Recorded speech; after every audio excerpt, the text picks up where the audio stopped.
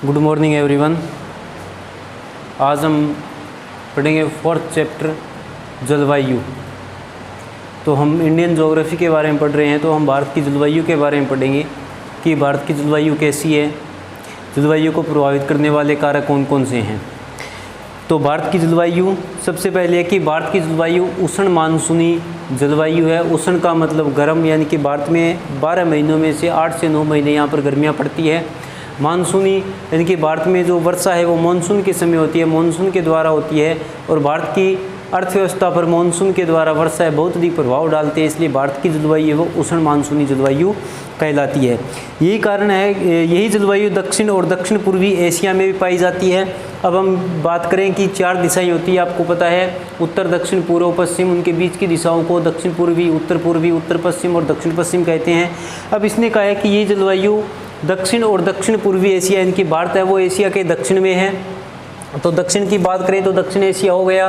दक्षिण पूर्वी यानी कि दक्षिण और पूर्व के बीच का जो इधर का जो भाग है, भारत के जो पूर्व का ये भाग है, ये दक्षिण पूर्वी एशिया में आता है। इसमें यहाँ पर जो म्यांमार है, म्यांमार के पूर्व में थाईलैंड है, मलेशिया, वियतनाम और इंडोनेशिया, सारे के सारे ये दक्षिण पूर्वी एशिया के अंतर्गत आते हैं। जब हम वर्ल्ड के बारे में अध्ययन करेंगे तो उसमें आएगा दक्षिण पूर्वी एशिया के कौन कौन से देश है, तब हम करेंगे। फिर है मानसून शब्द है वो अरबी भाषा के मौसम शब्द से बना है। अरब रेगिस्तान की, अरब प्रायद्वीप की भाषा है, अरबी भाषा अरब के लोग आपने सुना भी होगा, वहाँ की जो भाषा है उसी भाषा से बना है। मानसून शब्द अरबी भाषा के मौसम शब्द से बना है, जिसका अर्थ होता है ऋतु, यानी कि इसमें ऋतु के अनुसार है पवनों की दिशा में परिवर्तन हो जाता है। वो परिवर्तन किस प्रकार से होता है वो हमें अब आगे पढ़ेंगे। अब मौसम और जलवायु में थोड़ा सा फर्क है। कॉलम में दिया गया है कि मौसम है वो वायुमंडल की दशाओं की अक्षणिक, यानी कि जो मौसम है वायुमंडल की, जो हमारे चारों जो वायुमंडल है उसकी दशाओं का एक छोटा रूप है, क्षणिक रूप है, अल्पकालिक अवस्था है, जिसमें उमस भरा मौसम है, मेघा। जैसे कि हम बात करें कि सुबह के समय बादल छाए हुए थे, 2 घंटे के बाद में धूप निकल जाती है, तो हम क्या कहेंगे, मौसम चेंज हो गया। कभी ये नहीं कहेंगे जलवायु चेंज हो गई, मौसम चेंज हो गया। उसके बाद में अचानक से फिर बादल छा जाते हैं, तेज़ हवा चलने लगती है, तो हम फिर कहेंगे मौसम में बड़ा बदलाव आ रहा है, मौसम जल्दी जल्दी परिवर्तित हो रहा है, चेंज हो रहा है। जलवायु है तत्व वही है मौसम के, तापमान, वर्षा, आर्द्रता, पवन की दिशा, पवन की गति, लेकिन वही जलवायु के तत्व वही मौसम के तत्व है। दोनों का एक साथ अध्ययन किया जाता है, लेकिन मौसम के अंतर्गत उन तत्वों का थोड़े समय के लिए अध्ययन किया जाता है, जबकि जलवायु के अंतर्गत उन्हीं तत्वों का अधिक समय के लिए 30 से 35 वर्षों के लिए अध्ययन किया जाता है। मानसून जलवायु में एक रूपता और विविधता। अब भारत एक विशाल देश है। अब यहाँ पर मानसून में एक रूपता, मानसून के कारण भारत की जलवायु मानसूनी जलवायु है, तो भारत में एकता हो गई, और इसी मानसून के कारण भारत में अनेक प्रकार की विभिन्नताएं भी पाई जाती है। उन दोनों का अध्ययन हमें करना है कि मानसून पवनों की व्यवस्था है वो भारत और दक्षिण पूर्वी एशिया के बीच में एक रूपता लाती है। उसी मानसून के द्वारा भारत में वर्षा होती है, उसी समय में वर्षा होती है, उसी प्रोसेस के द्वारा वर्षा होती है, उसी समय उसी प्रोसेस के द्वारा वर्षा है वो दक्षिण और दक्षिण पूर्वी एशिया में होती है। तो भारत भी उनसे जुड़ा हुआ है, या वो देश भी भारत के द्वारा मानसून के कारण जुड़े हुए हैं।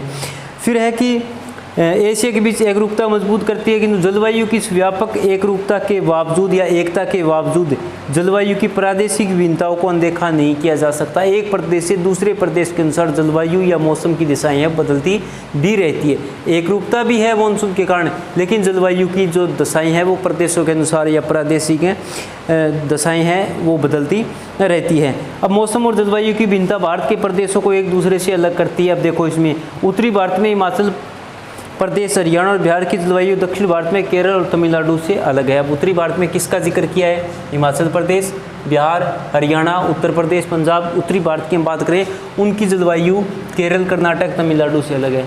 यहाँ पर पूरे वर्ष गर्मियाँ पड़ती है, यहाँ पर सर्दियों में सर्दियाँ अत्यधिक पड़ती है।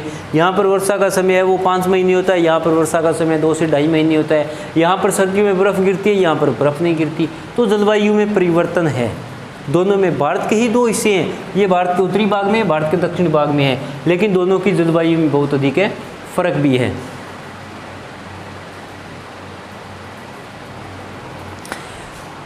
उसके बाद में है कि भारत की जलवायु की प्रादेशिक भिन्नता को तापक्रम, वर्षण, आर्द्रता, शुष्कता की मात्रा, ऋतुओं की लय के रूप में देखा जाता है। अब पहला इसमें है तापमान।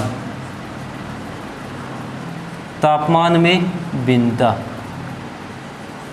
अब ये तापमान में भिन्नता हम देखते हैं कि किस प्रकार से भारत में तापमान के अनुसार है वो भिन्नता पाई जाती है।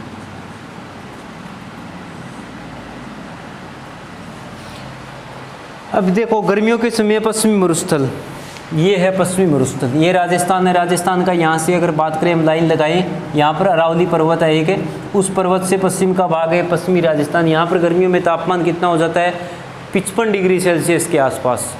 गंगानगर, जैसलमेर, बाड़मेर, वहाँ पर 55 डिग्री सेल्सियस के आसपास हो जाता है। जबकि सर्दियों में तापमान लेह लद्दाख में, यहाँ पर ये देखो यहाँ पर लेह है जो चाइना के साथ में डिस्प्यूट चल रहा है, लेह लद्दाख, यहाँ पर सर्दियों में तापमान है -45 डिग्री। यानी कि दो क्षेत्र ऐसे भारत के कोई ज़्यादा दूर नहीं है। गर्मियों में यहाँ पर तापमान 55 डिग्री सेल्सियस, सर्दियों में यहाँ पर तापमान -45 से 50 डिग्री सेल्सियस। अब दोनों में अंदाज़ा लगा सकते हैं कि कितना अधिक है फ़र्क है। दूसरा है कि राजस्थान के चूरू या झुंझुनू जिले में जून के महीने में तापमान, चूरू या झुंझुनू जिले में तापमान है 50 डिग्री सेल्सियस हो जाता है। जबकि अरुणाचल प्रदेश के तवांग में, यानी कि ये है अरुणाचल प्रदेश, गर्मियों में यहाँ पर 50 डिग्री सेल्सियस तापमान है राजस्थान में, और यहाँ पर अरुणाचल प्रदेश में गर्मियों में तापमान है 19 से 20 डिग्री सेल्सियस है। अब आप सोच सकते हैं कि एक ही देश के दो राज्यों में, दो क्षेत्रों में तापमान में इतना अधिक अंतर है, तो ये है तापक्रम में भिन्नता है। उसी प्रकार दिसंबर की रात में जम्मू और कश्मीर में तापमान जो है वो द्रास या लेह लद्दाख से वही लिख सकते हो, जम्मू कश्मीर के लेह लद्दाख में तापमान है वो -45 डिग्री सेल्सियस होता है दिसंबर की रात में। जबकि तिरुवनंतपुरम या चेन्नई में तापमान, तिरुवनंतपुरम में देखो केरल की राजधानी है, चेन्नई है वो तमिलनाडु की राजधानी है, यहाँ पर तापमान जो है वो लगभग 20 से 22 डिग्री सेल्सियस के बीच में रहता है।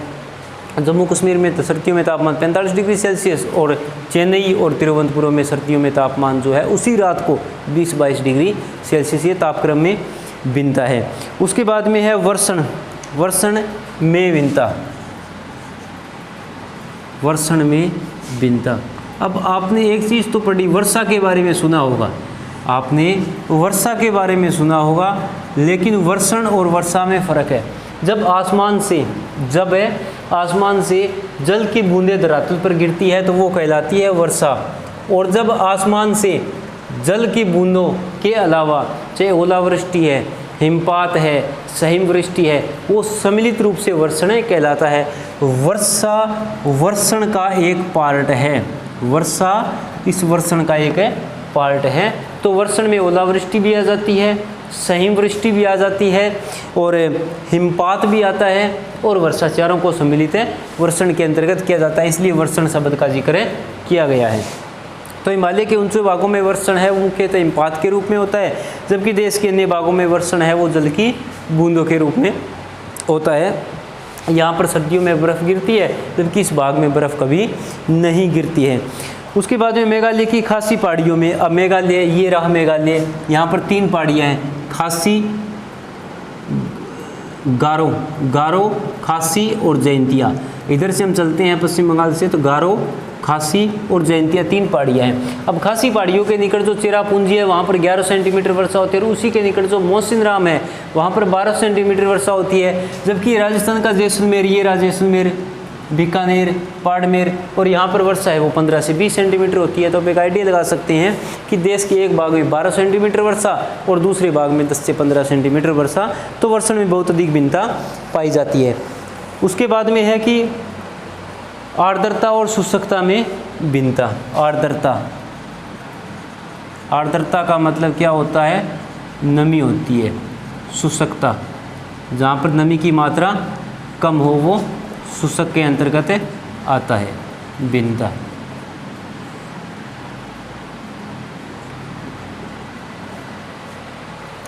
अब इसने बताया कि जुलाई या अगस्त के माह में या महीने में गंगा के डेल्टा तथा उड़ीसा के तटीय भागों में 30 से 500 दिन है वो प्रचंड तूफान आते हैं। जुलाई अगस्त, यानी कि अब जो महीना चल रहा है जुलाई का, अगस्त 2 दिन के बाद में अगस्त शुरू होता है, उस समय उड़ीसा, पश्चिम बंगाल, यहाँ के क्षेत्रों में गंगा, बंगाल की खाड़ी में, या गंगा का डेल्टा, ये रहा बंगाल की खाड़ी दिख सकती, गंगा डेल्टा दिख सकते हैं, यहाँ पर तूफान आते रहते हैं। कई बार टीवी में देखते हैं कि बंगाल की खाड़ी में तूफान उठा हुआ है और घने बादल छा जाते हैं, तेज़ हवाएं चलती है, इस प्रकार का यहाँ पर होता रहता है, यानी कि नमी की मात्रा अधिक रहती है। जबकि इसके विपरीत दक्षिण में यहाँ पर जो कोरोमंडल तट है, ये तमिलनाडु में चेन्नई के आसपास का क्षेत्र, ये पूरी तरह से शुष्क रहता है, कोई ज़्यादा दूर भी नहीं है। ये उड़ीसा हो गया, पश्चिम बंगाल, यहाँ पर तो तूफान आते रहते हैं, नमी की मात्रा अधिक होती है। और यहाँ पर चेन्नई के निकट कोरोमंडल तट है, यहाँ पर कोई तूफान नहीं आता, ये शुष्क रहता है। उसके बाद में है ऋतुओं की लय में भिन्नता।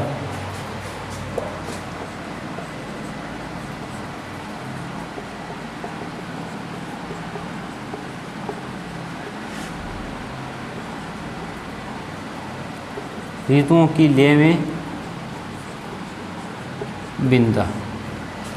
अब ऋतुओं की लय में भिन्नता क्या है कि भारत के पूर्वी और पश्चिमी तटीय प्रदेशों के निवासी, यानी कि यहाँ पर ये है भारत का पश्चिमी तट, ये है भारत का पूर्वी तट।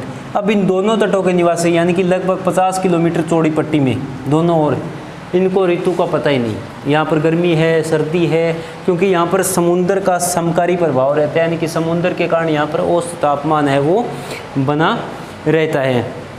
जबकि इसके विपरीत इस समुद्र से दूर स्थान है, चाहे ये दिल्ली के आसपास का क्षेत्र है, हरियाणा है, पंजाब है, उत्तर प्रदेश, बिहार है, जिसके दूर के स्थान है, वहाँ पर गर्मियों में गर्मी अधिक पड़ती है, सर्दियों में सर्दी अधिक पड़ती है। तो ये इन दो क्षेत्रों को तो ऋतु का ही नहीं पता चलता कि कौन सी ऋतु चल रही है, सर्दी चल रही है, गर्मी चल रही है, क्योंकि मौसम एक जैसा है। जबकि इन क्षेत्रों में, देश के आंतरिक भागों में ऋतुओं का पता चलता है कि गर्मी है या फिर सर्दी है। गर्मियों के समय भयंकर गर्मी पड़ती है, सर्दियों के समय अत्यधिक ठंड पड़ती है या सर्दी पड़ती है।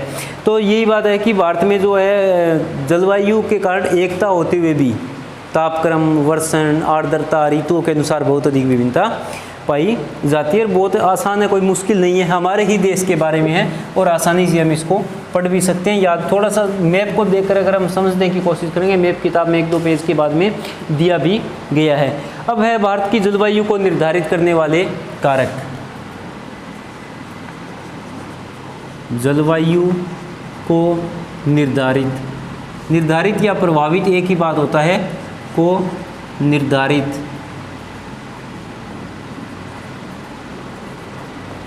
करने वाले कारक। अब प्रभावित करने वाले कारक पूछ ले तो भी आपको यही लिखना है, निर्धारित करने वाले कारक पूछ ले तो भी आपको यही लिखना है। अब 2 कारक है, एक तो है स्थितिता ऊंचावत संबंधी और दूसरा है वायुदाब पवन संबंधी कारक। पहले हम स्थिति और ऊंचावत संबंधी कारक करेंगे, जिसमें है अक्षांशीय विस्तार। इसमें क्या है? अक्षांशीय विस्तार है। स्थिति और ऊंचावत संबंधी कारक पॉइंट लिखने के बाद में पहला लिखेंगे हम अक्षांशीय विस्तार।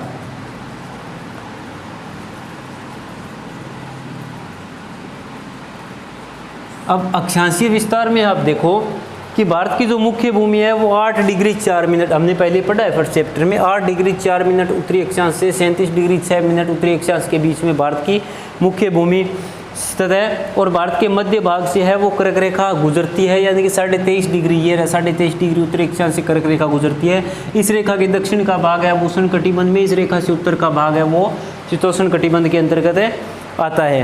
तो भूमध्य रेखा के अत्यधिक निकट होने के कारण दक्षिणी भाग में, यानी कि ये जो क्षेत्र है ये भूमध्य रेखा के निकट है। भूमध्य रेखा यहाँ पर है 0 डिग्री, भारत के कुमारी अंतरिक्ष से 876 किलोमीटर दक्षिण में है।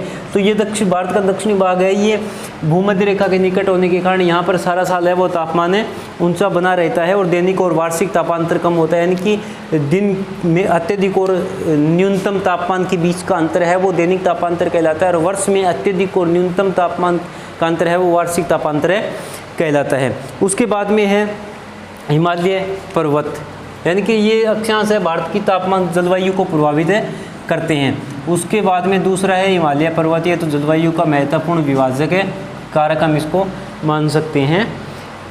तो भारत के उत्तर में स्थित हिमालय है वो ऊंची पर्वत श्रेणियों से साइबेरिया से आने वाली पवनों से। अब यहाँ पर क्या है, ये भारत में ऊंची पर्वत श्रेणियाँ, इनकी ऊंचाई कितनी है? 6000 से 7000 मीटर की ऊंची श्रेणियाँ है। साइबेरिया का नाम लिया, साइबेरिया है रूस में स्थित है। जो वर्ल्ड के बारे में पढ़ेंगे तो आपको बता दूंगा साइबेरिया का है।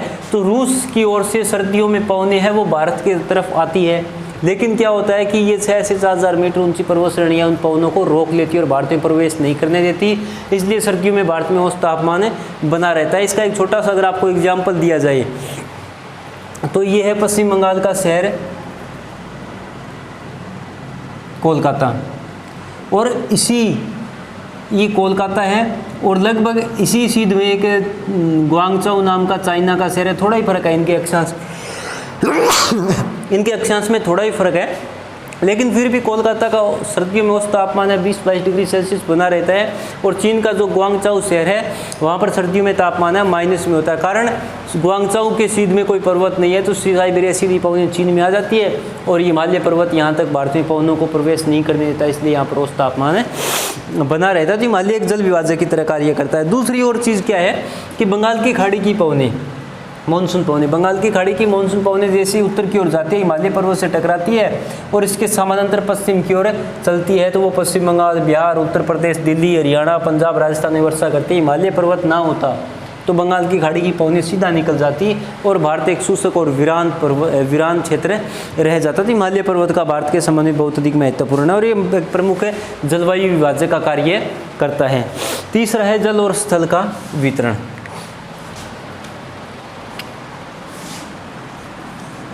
तीसरा है जल एवं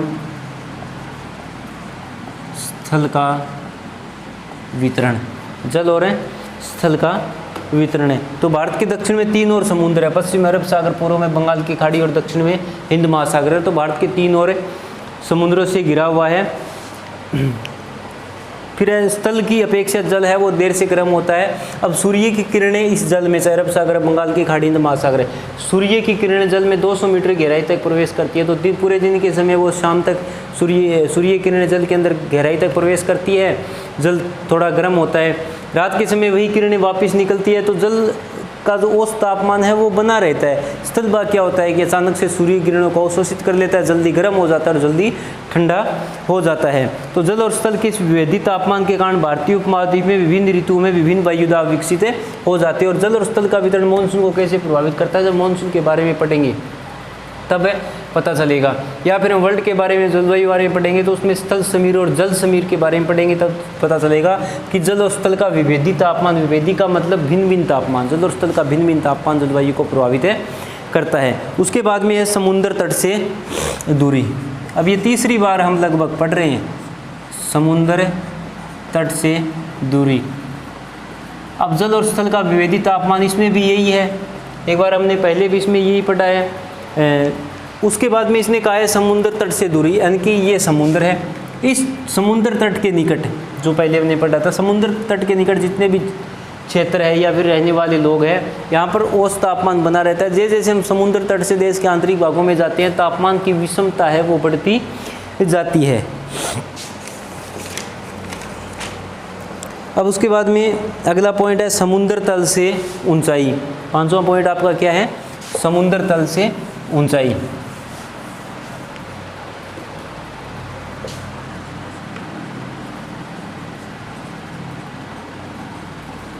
समुद्र तल से ऊंचाई।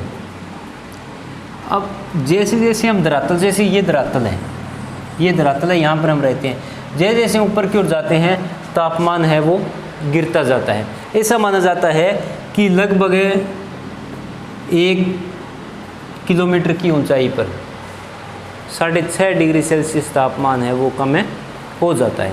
तो जैसे जैसे ऊपर की ओर जाते हैं तापमान गिरता जाता है, यानी कि 165 मीटर की ऊंचाई पर तापमान है वो 1 डिग्री सेल्सियस से कम हो जाता है। और जैसे जैसे ऊंचाई की ओर जाते हैं तापमान लगातार गिरता जाता है, यानी कि 165 मीटर ऊपर जाएंगे तो कितना तापमान कम होगा, 1 डिग्री सेल्सियस।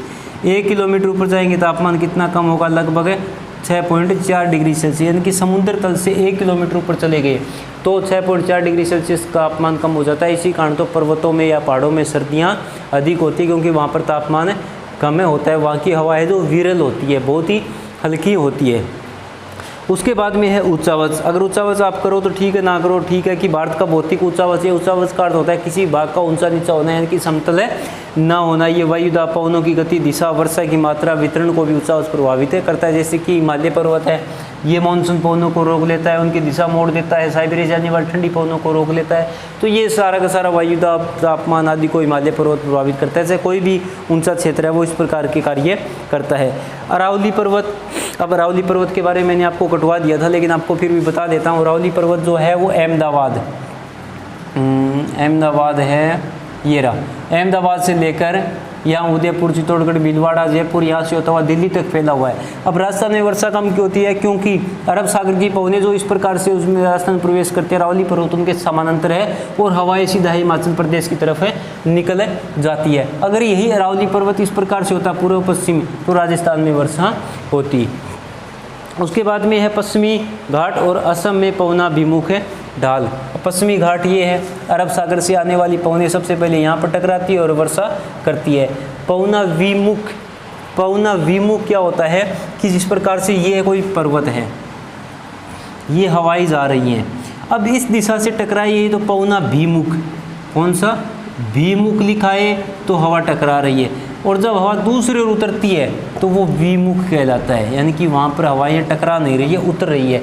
तो पवनाभिमुख क्षेत्रों में वर्षा नहीं होती और पवनाभिमुख क्षेत्रों में वर्षा होती है।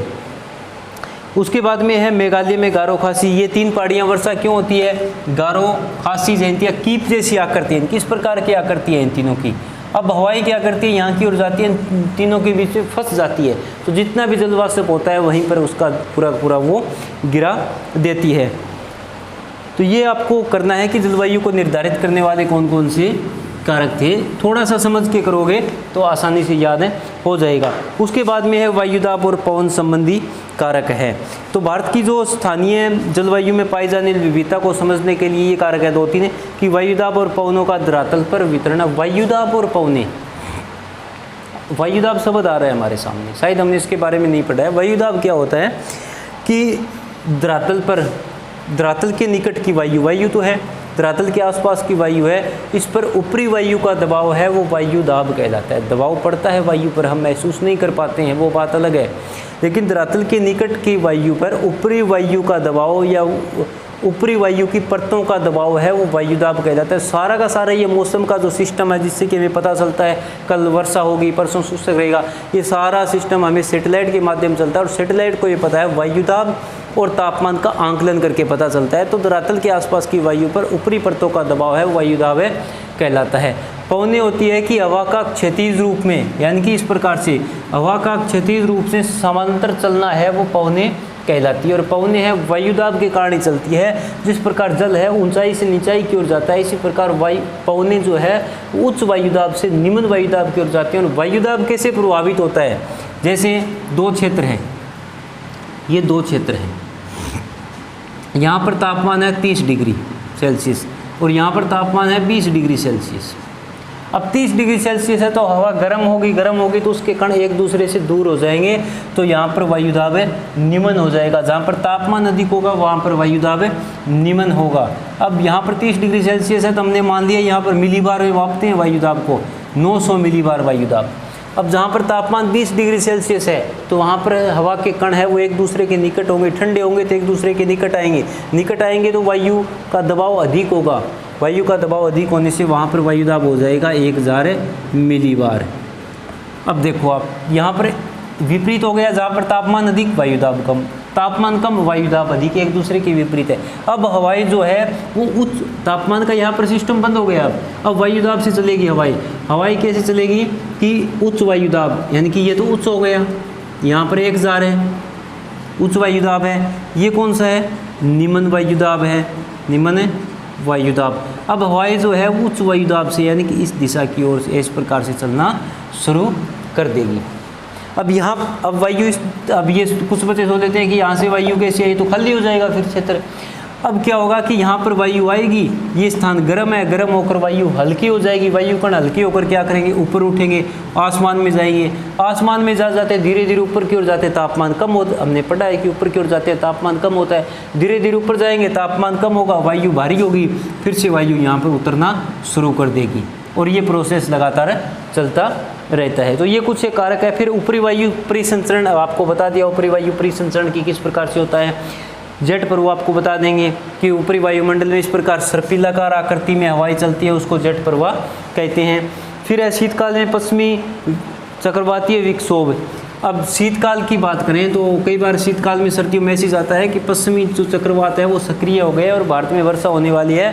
ये भारत के यहाँ पर इस साइड एक अफ्रीका और इसके यूरोप के बीच में एक छोटा सागर है जिसका नाम है भूमध्य सागर, वहाँ इस प्रकार के तूफान उठते हैं और वो Israel, Jordan, Iran, Iraq, Afghanistan, Pakistan को पार करते हुए भारत में प्रवेश करते हैं। तो भारत के पश्चिम में है तो उसको पश्चिमी कह देते हैं। चक्रवात का मतलब वहाँ पर इस प्रकार गोलाकार आकृति में तूफान ऊपर की ओर उठता है, पानी या तूफान उठते हैं, तो इस प्रकार पश्चिमी चक्रवात उसको कहते हैं। जब हम वर्ल्ड ज्योग्राफी के बारे में पढ़ेंगे तो पश्चिमी चक्रवात के बारे में आएगा, तो आपको डिटेल से करवा दिया जाएगा।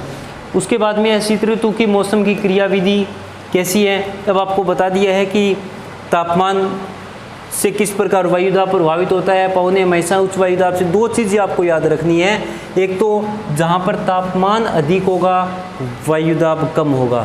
तापमान, दो चीज़ आप ज़रूर याद रखो, तापमान अधिक, वहाँ पर क्या होगा, वायुदाब कम होगा। एक तो चीज़ ये याद रखो। दूसरी आप रखो तापमान कम, तो वहाँ पर क्या होगा, वायुदाब अधिक होगा। ये दो चीज़ें आप याद रखोगे तो आप वायुदाब को समझ पाओगे। वायुदाब क्या होता है, धरातल के आसपास की वायु पर ऊपरी परतों का दबाव वायुदाब कहलाता है। जहाँ पर तापमान अधिक होगा वायुदाब कम होगा, जहाँ पर तापमान कम होगा वायुदाब अधिक होगा, और जहाँ पर वायुदाब अधिक होगा अधिक वायुदाब से कम वायुदाब की ओर हवाएं चलना शुरू कर देगी। तो शीत ऋतु आप इसमें पढ़ोगे, सेम लगभग यही चीज़ें हैं। उसके बाद में है जेट स्ट्रीम और ऊपरी वायु परिसंचरण की धरातल के निकट या वायुमंडल के निचले में पवनें चलती हैं। निचले वायुमंडल या अक्षोमंडल धरातल से 3 किलोमीटर ऊपर वायु बिल्कुल भिन्न होती है। वायु 9 से 13 किलोमीटर ऊंचाई पर, ये सिंपल सा हमने अक्षोमंडल वर्ल्ड ज्योग्राफी में आता है, ये अक्षोमंडल समताप मंडल। इसने कहा है कि नीचे धरातल के आसपास की वायु चलती है, उससे ऊपरी वायु संचरण बिल्कुल अलग होता है। 9 से 13 किलोमीटर की ऊंचाई पर पवनें हैं, वो इस प्रकार से सर्पिलाकार आकृति में चलती है, उसको क्या कहा जाता है, जेट स्ट्रीम कहा जाता है। पवनें क्यों चलती है, ऊपरी वायुदाब में अंतर के कारण ही पवनें वायुमंडल में चलती है। ये पश्चिम से पूर्व की ओर बहती है। उसके बाद में पश्चिमी चक्रवातीय विक्षोभ है, क्या है, ये सर्दियों के समय भारत में मैंने आपको बताया था कि भूमध्य, भारत के पश्चिम में भूमध्य सागर, वहाँ पर ही उत्पन्न होते हैं। और पश्चिमी जेट प्रवाह, इनकी पश्चिम से आने वाली जेट प्रवाह, आपको बता दिया कि 9 से 13 किलोमीटर की ऊंचाई पर सर्पिलाकार आकृति में जो हवा चलती है उसको जेट प्रवाह कहते हैं। तो सर्दियों के समय पश्चिम से आने वाली जेट प्रवाह, पश्चिम से पूर्व की ओर जो जेट प्रवाह चलती हैं वो भारत में पश्चिमी चक्रवातों को ले आते हैं, और जिससे हल्की भारत में वर्षा होती है। उसके बाद में ग्रीष्म ऋतु की क्रियाविधि। अब ग्रीष्म ऋतु विपरीत हो जाता है। ग्रीष्म ऋतु में क्या होता है कि सूर्य है भूमध्य रेखा की उत्तर की ओर आ जाती है। 21 जून को सूर्य है वो सीधा कर्क रेखा पर चमकता है, तो भारत में गर्मी हो जाती है। गर्मी भारत में हो जाती है तो भारत में वायुदाब कम हो जाएगा। गर्मियों में क्या होगा, भारत में वायुदाब कम हो जाएगा। तो चारों ओर से हवाएं वो क्या करेगी, स्थल भाग की ओर आना शुरू कर देती हैं। उसने कहा है कि जुलाई मास में अंतर उष्णकटिबंधीय विसरण क्षेत्र है, उत्तर की ओर खिसककर हिमालय के समांतर समस्त उत्तरी भाग में 20 से 25 डिग्री उत्तरी अक्षांश पर आ जाता है। अंतर उष्णकटिबंधीय विसरण क्षेत्र क्या है, ये एक निम्न दाब का क्षेत्र है, निम्न वायुदाब का क्षेत्र है। अब क्या होता है कि ये 23.5 डिग्री कर्क रेखा है। 21 जून को सूर्य किरणें इस पर सीधा पड़ती है। अब इस पर सीधा पड़ेगी क्या होगा, एक लंबी पट्टी में या उसके आसपास के क्षेत्रों में तापमान है वो लगभग 45 से 50 डिग्री सेल्सियस गर्मियों में यहाँ पर हो जाएगा। अब गर्मियों में इतना तापमान होगा तो यहाँ पर वायुदाब है वो 800 मिलीबार हो जाएगा, यानी कि यहाँ पर न्यून वायुदाब हो जाएगा। अब न्यून वायुदाब होगा तो क्या होगा कि समुद्र की ओर हवाएं हैं वो चारों ओर से हवाई इस ओर आना शुरू कर देती है। निम्न वायुदाब की द्रोणी यहाँ पर बन जाती है, जिसको अंतर उष्णकटिबंधीय विसरण क्षेत्र में कहते हैं। तो उत्तरी भारत पर स्थित निम्न वायुदाब का क्षेत्र विकसित होने के कारण सभी दिशाओं से वायु को अपनी ओर आकर्षित करता है। आपको पहले ही बता दिया कि यहाँ पर निम्न वायुदाब कम वायुदाब का क्षेत्र बन जाता है, तो चारों ओर की हवाओं को अपनी ओर आकर्षित करता है, अपनी ओर ये खींचता है।